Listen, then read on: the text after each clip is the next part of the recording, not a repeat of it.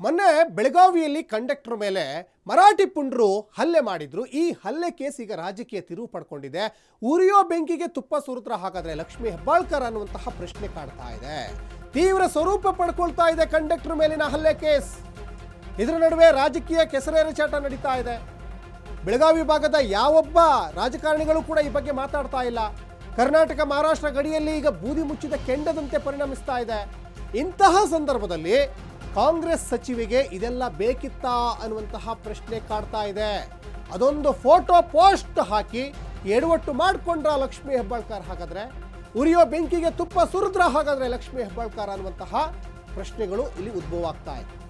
Conductor ಮೇಲಿನ ಹಲ್ಲೆ ಕೇಸ್ಗೆ ಸಂಬಂಧಪಟ್ಟ ಹಾಗೆ ಕನ್ನಡ ಪರ ಹೋರಾಟಗಾರರು ಬಿಟ್ಟರೆ ಬೇರೆ ಯಾರು ಕೂಡ ಇದನ್ನ ತೀವ್ರವಾಗಿ ಖಂಡಿಸ್ತಾ ಇಲ್ಲ. ಅಲ್ಲೊಂದು ಇಲ್ಲೊಂದು ರಾಜಕಾರಣಿಗಳು ಖಂಡಿಸ್ತೀವಿ, ಬಂಧಿಸ್ತೀವಿ, ಕ್ರಮ ತೆಗೆದುಕೊಳ್ತೀವಿ ಅಂತ ಹೇಳ್ತಾ ಇದ್ದಾರೆ ಹೊರತು ಎಲ್ಲೂ ಬಂಧಿಸಿದ್ದು ಕಂಡು ಬರ್ತಾ ಇಲ್ಲ, ಖಂಡಿಸಿದ್ದು ಕಂಡು ಬರ್ತಾ ಇಲ್ಲ.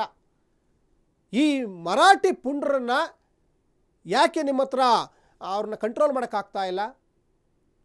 ಯಾಕೆ ಅವ್ರನ್ನ ಜೈಲಿಗೆ ಹಾಕೋಕ್ಕಾಗ್ತಾ ಇಲ್ಲ? ಯಾಕಂದರೆ ಮಹಾರಾಷ್ಟ್ರದಲ್ಲಿ BJP ಸರ್ಕಾರ ಇದೆ, ಕೇಂದ್ರದಲ್ಲೂ BJP ಸರ್ಕಾರ ಇದೆ.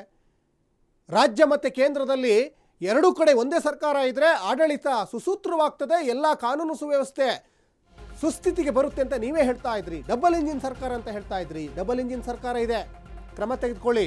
ಬಹಳ ಮುಖ್ಯವಾಗಿ ಲಕ್ಷ್ಮೀ ಹೆಬ್ಬಾಳ್ಕರ್ ಇದ್ರ ಬಗ್ಗೆ ಮಾತಾಡಬೇಕು. ಮರಾಠಿ ವೋಟ್ಗಳು ಕೈ ಚೆಲ್ಲಿ ಹೋಗುತ್ತೆ ಅಂತ ನಿಮ್ಮ ರಾಜಕೀಯ ದುರುದ್ದೇಶದಿಂದ ಇಂತಹ ಘಟನೆಗಳು ಆದಾಗ, ಅಮಾಯಕ ಕಂಡಕ್ಟರ್ ಮೇಲೆ ಹಲ್ಲೆ ಆದಾಗ ಬಾಯಿ ಮುಚ್ಕೊಂಡು ಕುತ್ಕೊಳ್ಳೋದಲ್ಲ. ಲಕ್ಷ್ಮೀ ಹೆಬ್ಬಾಳ್ಕರ್ ಇರ್ಬೋದು, ಸತೀಶ್ ಜಾರಕಿಹೊಳಿ ಇರ್ಬೋದು, ರಮೇಶ್ ಜಾರಕಿಹೊಳಿ ಇರ್ಬೋದು, ಜಗದೀಶ್ ಶೆಟ್ಟರ್ ಇರ್ಬೋದು. ಈ ಬಾರಿ ಬೆಳಗಾವಿಯಲ್ಲಿ ಗೆದ್ರಲ್ಲ, ನೀವು ಸಂಸದರಾದ್ರಲ್ಲ, ಏನು ಮಾಡ್ತಾ ಇದ್ದೀರಾ? 18 ವಿಧಾನಸಭಾ ಕ್ಷೇತ್ರಗಳು ಇದ್ದಾವೆ ಬೆಳಗಾವಿಯಲ್ಲಿ. ಅದೆಷ್ಟೋ ಜನ ಲೀಡರ್ಗಳು ಗೆದ್ದು ಬರ್ತಾ ಇದ್ದಾರೆ. ಇಲ್ಲಿ BJP, JDS, ಕಾಂಗ್ರೆಸ್ ಎಲ್ಲ ಪಕ್ಷದ ಲೀಡರ್ಗೂ ಹೇಳ್ತಾ ಇರುವಂಥ ಮಾತು. ಅದರಲ್ಲಿ ಮುಂಚೂಣಿಯಲ್ಲಿ ಲಕ್ಷ್ಮೀ ಹೆಬ್ಬಾಳ್ಕರ್ ಇದ್ದಾರೆ. ಸಂಭಾಜಿ ಪುತ್ಥಳಿ ಉದ್ಘಾಟನೆ ಸಂದರ್ಭದಲ್ಲಿ ಆ ಫೋಟೋ ಈಗ ವೈರಲ್ ಆಗ್ತಾ ಇದೆ. ಮತ್ತೊಂದು ಕಡೆ ಮಹಾರಾಷ್ಟ್ರದಲ್ಲಿ ಎಲೆಕ್ಷನ್ ಆದರೆ ಕ್ಯಾನ್ವಸಿಗೆ ಹೋಗ್ತೀರಾ ನೀವು, ಅಲ್ಲಿ ಚುನಾವಣೆ ಪ್ರಚಾರಕ್ಕೆ ಹೋಗ್ತೀರಾ ಕಾಂಗ್ರೆಸ್ ಅಭ್ಯರ್ಥಿ ಪರವಾಗಿ. ಆದರೆ ಇಂತಹ ಸಂದರ್ಭ ಬಂದಾಗ ನೀವು ಯಾಕೆ ಮಾತಾಡಲ್ಲ? ಒಬ್ಬ ಅಮಾಯಕರಿಗೆ ಹಲ್ಲೆ ಮಾಡ್ತಾರೆ, ಒಬ್ಬ ಕಂಡಕ್ಟರಿಗೆ ಹಲ್ಲೆ ಮಾಡ್ತಾರೆ, ಅವ್ರ ಮೇಲೆ ಪೋಕ್ಸೋ ಕೇಸ್ ಹಾಕ್ತಾರೆ. ನೋಡಿ ಕರ್ನಾಟಕದ ಬಸ್ಸಿಗೆ ಯಾವ ರೀತಿ ಮಸಿ ಬಳಿದಿದ್ದಾರೆ ಅಂತ. ನಮ್ಮ ಕರ್ನಾಟಕದ ಬಸ್ ಇದು, ಈ ಸರ್ಕಾರಿ ಬಸ್ಸು ಕಾಪಾಡಬೇಕಾಗಿದ್ದು ಎಲ್ಲರ ಕರ್ತವ್ಯ ಅಲ್ವಾ? ಅದ್ರ ಕಂಡಕ್ಟರ್ ಮೇಲೆ ಹಗಲೇ ಹಲ್ಲೆ ಮಾಡ್ತಾರೆ. ಕನ್ನಡ ಮಾತಾಡುವಂಥ, ನಮ್ಮ ಬೆಳಗಾವಿಯಲ್ಲಿ ಕನ್ನಡ ಮಾತಾಡೋ ಅಂತ ಹೇಳಿದ್ರಲ್ಲಿ ಏನು ತಪ್ಪು? ಕಂಡಕ್ಟ್ರು ಕರ್ನಾಟಕಕ್ಕೆ ಬಂದ ಮೇಲೆ ಕನ್ನಡ ಮಾತಾಡಲೇಬೇಕು. ಕನ್ನಡಿಗರ ಸ್ವಾಭಿಮಾನದ ಭಾಷೆ ಅಲ್ವಾ ಕನ್ನಡ. ಇಂತಹ ಭಾಷೆ ಮಾತಾಡುವಂತ ಹೇಳಿದಾಗ ಅವರು ಪುಂಡ್ರೆಲ್ಲ ಬಂದು ಹಲ್ಲೆ ಮಾಡ್ತಾರೆ, ಕಲ್ಲು ಹೊಡಿತಾರೆ, ಬಸ್ಸಿಗೆ ಮಸಿ ಬಳಿತಾರೆ. ಇದನ್ನು ಮೊದಲೇನಲ್ಲ, ಈ ಹಿಂದಿಂದನೂ ಕೂಡ ಅವ್ರದ್ದು ಕಿರುಕುಳ ಇದ್ದೇ ಇದೆ. ಉಪಟಳ ಕೊಡ್ತಾನೇ ಬರ್ತಾ ಇದ್ದಾರೆ ಅವಾಗಿಂದನೇ ಎಲ್ಲ. ನಮ್ಮ ಕನ್ನಡ ರಾಜ್ಯೋತ್ಸವ ನಾವು ಇಲ್ಲಿ ಮಾಡ್ತಾ ಇದ್ರೆ ನಮ್ಮ ಕನ್ನಡ ಬಾವುಟನೇ ಸುಟ್ಟು ಹಾಕಿದ್ದಾರೆ ಕಿಡಿಗೇಡಿಗಳು. ನಮ್ಮ ಸಾರ್ವಜನಿಕರ ಸ್ವತ್ತು ಇದು, ಸಾರಿಗೆ ಬಸ್ಸಿಗೆ ಕಲ್ಲು ಹೊಡೆದಿದ್ದಾರೆ ಎಷ್ಟೋ ಸಂದರ್ಭದಲ್ಲಿ. ಇದೇನು ಮೊದಲೇನಲ್ಲ. ಅಂಥದ್ರಲ್ಲಿ ಲಕ್ಷ್ಮೀ ಹೆಬ್ಬಾಳ್ಕರ್ ಮತ್ತೊಂದಿಷ್ಟು ವಿವಾದಗಳನ್ನು ಮೈ ಮೇಲೆ ಹೇಳ್ಕೊಳ್ಳೋದು. मी अभिनंदन करतो. ह्याचा कौतुक किती पण केलं तर कमी आहे. आम्ही तर करत आहे. कडी गुत्तीपासून किल्ल्यापर्यंत आज छत्रपती शिवाजी महाराज, छत्रपती संभाजी महाराज, या भारतरत्न डॉक्टर B.R. आंबेडकर, या संगोळी रायांना, या आमचं दैवत बसवनाचा मूर्ती कुठं पण आम्हाला म्हणजे पाहिजे म्हणून ಯಾರಾದರೂ ಕೇಳಿದ್ರೆ ನನಗೆ ಆ ಮೂರ್ತಿಯನ್ನ ಪ್ರತಿಷ್ಠಾನ ಮಾಡಲಿಕ್ಕೆ, ಸಹಾಯ ಮಾಡಲಿಕ್ಕೆ ನನಗಾಗಲಿ, ನನ್ನ ತಮ್ಮನಿಗಾಗಲಿ, ನನ್ನ ಮಗನಿಗಾಗಲಿ ಹೆಮ್ಮೆ विचार. आज राजकारण मध्ये किती लोक येतात, किती लोक जातात, परंतु हे जो काम आहे हे सदैव म्हणजे काय सांगायचं, किती साल असणार, 200-300 वर्षापर्यंत 200-300 वर्षापर्यंत असं काम प्रवीण भाऊने केले म्हणून लोक आठवण ठेवणार.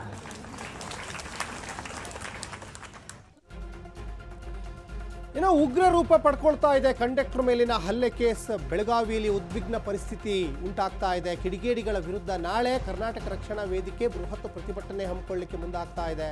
ಕಮಿಷನರ್ ಕಚೇರಿ ಎದುರು ಪ್ರತಿಭಟನೆಗೆ ಕರವೇ ಈಗ ಸಿದ್ಧತೆಯನ್ನು ಮಾಡಿಕೊಳ್ತಾ ಇದೆ. ರಾಜ್ಯದ ಎಲ್ಲ ಕನ್ನಡ ಅಭಿಮಾನಿಗಳು ಬರುವಂತೆ ಕರೆ ನೀಡಿದ್ದಾರೆ ಕರ್ನಾಟಕ ರಕ್ಷಣಾ ವೇದಿಕೆ ಕಾರ್ಯಕರ್ತರು. ವಿವಿಧ ಕನ್ನಡ ಸಂಘಟನೆಗಳಿಂದಲೂ ನಾಳೆ ಪ್ರೊಟೆಸ್ಟ್ ಮಾಡ್ತಾರೆ. ಮೊನ್ನೆನೂ ಕೂಡ ಪ್ರೊಟೆಸ್ಟ್ ಮಾಡಿದ್ರು. ಕಂಡಕ್ಟರ್ ಮೇಲಿನ ಪೋಕ್ಸೋ ಕೇಸ್ ವಾಪಸ್ಗೆ ಈಗ ಒತ್ತಾಯ ಕೂಡ ಕೇಳಿ ಬರ್ತಾ ಇದೆ. ಆದರೆ ಕನ್ನಡ ಪರ ಹೋರಾಟಗಾರರಿಗೆ ಇದ್ದಷ್ಟು ಕಾಳಜಿ ಆ ಭಾಗದಲ್ಲಿ ರಾಜಕಾರಣಿಗಳಿದಾರಲ್ಲ, ಇನ್ಕ್ಲೂಡಿಂಗ್ ಲಕ್ಷ್ಮೀ ಹೆಬ್ಬಾಳ್ಕರ್ ಸೇರಿದಂತೆ ಹೇಳ್ತಾ ಇರುವಂಥದ್ದು, ಯಾಕಿಲ್ಲ? ಮರಾಠ ಮತಗಳು ಕೈ ಚೆಲ್ಲಿ ಹೋಗುತ್ತೆ ಅನ್ನುವಂತಹ ದುರುದ್ದೇಶದಿಂದ ನೀವು ಇಷ್ಟೆಲ್ಲ ಘಟನೆ ಆಗ್ತಾ ಇದ್ರು ಕೂಡ ಕಣ್ಣಿದ್ದು ಕುರುಡ್ರಾಗಿದ್ದೀರಾ. ಹಾಗಾದರೆ ನೀವು ಆ ಬಡಪಾಯಿ ಕಂಡಕ್ಟರ್ ಮೇಲೆ ಅಷ್ಟು ಹಲ್ಲೆ ಆಗ್ತಾ ಇದೆ, ಸರ್ಕಾರಿ ಸ್ವತ್ತು ಸರ್ಕಾರಿ ಬಸ್ಸಿಗೆ ಮಸಿ ಬಳಿದಿದ್ದಾರೆ, ಕಲ್ಲು ಹೊಡೆದಿದ್ದಾರೆ, ಡ್ಯಾಮೇಜ್ ಮಾಡಿದ್ದಾರೆ, ಇಷ್ಟಾದರೂ ಕೂಡ ನಿಮಗೆ ಏನು ಮಾತಾಡಬೇಕಂತ ಅನಿಸ್ತಾನೆ ಇಲ್ವಾ? ಹಾಗಾದರೆ ಬರೀ ವೋಟ್ ಬ್ಯಾಂಕಿಗೋಸ್ಕರ ಮರಾಠ ಮತಗಳು ಕೈ ಚೆಲ್ಲಿ ಹೋಗುತ್ತೆ ಅಂತ ನೀವು ಇಂತಹ ಘಟನೆಗಳು ಆಗ್ತಾ ಇರುತ್ತೆ ಪದೇ ಪದೇ, ನೀವು ಸುಮ್ಮನೆ ಇರ್ತೀರ. ಮೊನ್ನೆ ಮಹಾರಾಷ್ಟ್ರದಲ್ಲಿ ಚುನಾವಣೆ ಆಯಿತು. ಮಹಾರಾಷ್ಟ್ರದಲ್ಲಿ ಚುನಾವಣೆ ಆದಂಥ ಸಂದರ್ಭದಲ್ಲೂ ಕೂಡ ಇದೇ ಲಕ್ಷ್ಮೀ ಹೆಬ್ಬಾಳ್ಕರ್ ಅಲ್ಲಿ ಹೋಗಿ ಕಾಂಗ್ರೆಸ್ ಅಭ್ಯರ್ಥಿ ಪರ ಪ್ರಚಾರ ಮಾಡಿ ಬಂದ್ರಿ. ಬೆಳಗಾವಿ ಪೂರ್ತಿ ಮರಾಠಿಗರೇ ತುಂಬಿಕೊಂಡಿದ್ದಾರೆ. ಅಲ್ಲಿ 70% ಮರಾಠ ಭಾಷೆನೇ ಮಾತಾಡ್ತಾರೆ. ಏನೋ ಅಲ್ಪ ಸ್ವಲ್ಪ ಕನ್ನಡ ಮಾತಾಡೋರು ಸ್ವಲ್ಪ ಉಳ್ಕೊಂಡಿದ್ದಾರೆ ಬೆಳಗಾವಿಯಲ್ಲಿ. ಅದರಲ್ಲಿ ಕಂಡಕ್ಟ್ರು ಕನ್ನಡ ಮಾತಾಡಪ್ಪ ಅಂತ ಕೇಳಿದ್ರಲ್ಲಿ ಏನು ತಪ್ಪಿದೆ? ಕನ್ನಡ ಮಾತಾಡುವಂತ ಹೇಳಿದಕ್ಕೆ ಹಲ್ಲೆ ಮಾಡಿದಲ್ಲದೆ ಅವ್ರ ಮೇಲೆ ಪೋಕ್ಸೋ ಕೇಸ್ ಬೇರೆ ಹಾಕಿದ್ದಾರೆ. ಇದು ಯಾವ ನ್ಯಾಯ ಅಂತ ಕರ್ನಾಟಕ ಪರ ಹೋರಾಟಗಾರರು, ಕನ್ನಡ ಪರ ಹೋರಾಟಗಾರರು ಈಗ ಪ್ರತಿಭಟನೆಗೆ ಮುಂದಾಗ್ತಾ ಇದ್ದಾರೆ. ಅವರ ಮೇಲಿನ ಹಲ್ಲೆ ಕೇಸ್ ಬಳಿಕ ಸಹಜ ಸ್ಥಿತಿಗೆ ಈಗ ಕುಂದಾನಗರಿ. ಬೆಳಗಾವಿಯಿಂದ ಮಹಾರಾಷ್ಟ್ರಕ್ಕೆ ಬಸ್ ಸಂಚಾರ ಈಗ ಪುನರಾರಂಭ ಆಗಿದೆ ಅನ್ನೋದು ಗೊತ್ತಾಗ್ತಾ ಇದೆ. ಮಹಾರಾಷ್ಟ್ರಕ್ಕೆ 2 ದಿನದಿಂದ ಬಸ್ ಸಂಚಾರ ಬಂದ್ ಆಗಿತ್ತು. ಮಹಾರಾಷ್ಟ್ರದ ಕೊಲ್ಲಾಪುರ, ಪುಣೆಯಲ್ಲಿ ರಾಜ್ಯದ ಬಸ್ಗೆ ಈಗ ಮಸಿ ಬಳಿದಿದ್ದಾರೆ. ಮುಂಜಾಗ್ರತಾ ಕ್ರಮವಾಗಿ ಬಂದ್ ಆಗಿದ್ದ ಬಸ್ ಸಂಚಾರ ಈಗ ಶುರುವಾಗಿದೆ ಅನ್ನೋದು ಗೊತ್ತಾಗ್ತಾ ಇದೆ. ಅಂದರೆ ಈ ಮರಾಠಿಗರ ಪುಂಡಾಟ ಏನಿದೆಯಲ್ಲ, MES ಪುಂಡರು, ಮಹಾರಾಷ್ಟ್ರ ಏಕೀಕರಣ ಸಮಿತಿಯ ಸದಸ್ಯರ ಉಪಟಳ ನೋಡಿ ಹೆಂಗಿದೆ ಅಂದರೆ, ನಮ್ಮ ಬಸ್ಸನ್ನು ಕಪ್ಪು ಮಸಿ ಬಳಿದಿದ್ದಾರೆ, ನಮ್ಮ ಕನ್ನಡ ಧ್ವಜನ ಸುಟ್ಟು ಹಾಕಿದ್ದಾರೆ. ಈ ಹಿಂದೆ ಬಸ್ಸಿಗೆ ಕಲ್ಲು ಹೊಡೆದು ಬಸ್ನೆಲ್ಲ ಡ್ಯಾಮೇಜ್ ಮಾಡಿದರು. ನೋಡಿ ದೃಶ್ಯಾವಳಿಯಲ್ಲಿ ಗಮನಿಸ್ತಾ ಇದ್ದೀರಾ, ಇದು ಅಂಬಾರಿ ಬಸ್. ಇದು ಈ ಅಂಬಾರಿ ಬಸ್ನ ಹೆಂಗೆ ಮಾಡಿದ್ದಾರೆ ಅಂದರೆ, ಇದು ಸಾರ್ವಜನಿಕರ ಸ್ವತ್ತು ಅನ್ನೋವಂಥ ಪರಿಜ್ಞಾನವೂ ಇಲ್ಲ ಅವರಿಗೆ. ಯಾಕೆ ಮಾತಾಡ್ತಾ ಇಲ್ಲ ಮಹಾರಾಷ್ಟ್ರ ಸರ್ಕಾರ? ಕರ್ನಾಟಕ ಮಹಾರಾಷ್ಟ್ರ ಮಧ್ಯೆ ಬಸ್ ಸಂಚಾರ ಸ್ಥಗಿತ ಆಗಿತ್ತು, ಈಗ ಪುನರಾರಂಭ ಮಾಡಿದ್ದಾರೆ. ಬೆಳಗಾವಿಯಿಂದ ನಿಪ್ಪಾಣಿವರೆಗೆ ಮಾತ್ರ ಬಸ್ ಕಾರ್ಯಾಚರಣೆ. ಬೆಳಗಾವಿಯಿಂದ ನಿಪ್ಪಾಣಿವರೆಗೆ ಮಾತ್ರ. ನಿನ್ನೆ ರಾತ್ರಿಯಿಂದ ಎಲ್ಲ ಬಸ್ಗಳು ಈಗ ಕಾರ್ಯಾಚರಣೆ ರದ್ದಾಗಿದೆ. ಮುಂಬೈ, ಥಾಣೆ, ಪುಣೆ, ಶಿರಡಿ, ನಾಸಿಕ್, ಕೊಲ್ಲಾಪುರ ಬಸ್ ರದ್ದಾಗಿದೆ. ಆ ಕಡೆ ಹೋಗೋರಿಗೆ ಭಾಳ ಸಮಸ್ಯೆ, ಅಲ್ಲಿಂದ ಇಲ್ಲಿಗೆ ಬರೋರಿಗೆ ಸಮಸ್ಯೆ. ಮಹಾರಾಷ್ಟ್ರದಲ್ಲಿ ಕರ್ನಾಟಕ ಬಸ್ಗೆ ಮಸಿ ಬಳಿದಿರುವ ವಿವಾದ ಇದು. ಕರ್ನಾಟಕ ಮಹಾರಾಷ್ಟ್ರ ಮಧ್ಯೆ ಬಸ್ ಸಂಚಾರ ಸ್ಥಗಿತ ಮಾಡ್ತೀವಿ ಅಂತ ಮಹಾರಾಷ್ಟ್ರದ ಸಾರಿಗೆ ಸಚಿವರು ಮಾಹಿತಿಯನ್ನು ನಿನ್ನೆನೇ ಕೊಟ್ಟಿದ್ರು. ಬೆಳಗಾವಿಯಿಂದ ನಿಪ್ಪಾಣಿವರೆಗೆ ಮಾತ್ರ ಬಸ್ ಸಂಚಾರ ಈಗ ಕಾರ್ಯಾಚರಣೆ ಆಗ್ತಾ ಇದೆ. ಅಲ್ಲಿಂದ ಮುಂದಕ್ಕೆ ಬಸ್ ಇಲ್ಲ. ಯಾಕಂದರೆ ಈ ಮಹಾರಾಷ್ಟ್ರ ಸಾರಿಗೆ ಸಚಿವರು ನಿನ್ನೆ ಒಂದು ಸ್ಟೇಟ್ಮೆಂಟ್ ಕೊಟ್ಟರು, ಈ ಗಡಿ ವಿವಾದ ಬಗೆಹರಿಯುವವರೆಗೂ ಕೂಡ ಬಸ್ ಸಂಚಾರವನ್ನು ಸ್ಥಗಿತ ಮಾಡ್ತೀವಿ ಅಂತ. ಈ ಗಡಿ ವಿವಾದ ಏನು ನಿನ್ನೆ ಮೊನ್ನೆ ಹುಟ್ಕೊಂಡಿದ್ದಲ್ಲ, ಕಂಡಕ್ಟರ್ ಮೇಲೆ ಹಲ್ಲೆ ಆದಮೇಲೆ ಹುಟ್ಕೊಂಡಿದ್ದಲ್ಲ, ಹಲವಾರು ವರ್ಷಗಳಿಂದ ನಡೀತಾನೆ ಇದೆ. ಅವ್ರ ಉದ್ದೇಶ ಏನೋ, ಬೆಳಗಾವಿಯ ಸುತ್ತಮುತ್ತ ಹಳ್ಳಿಗಳು ಮಹಾರಾಷ್ಟ್ರಕ್ಕೆ ಸೇರಬೇಕು ಅಂತ.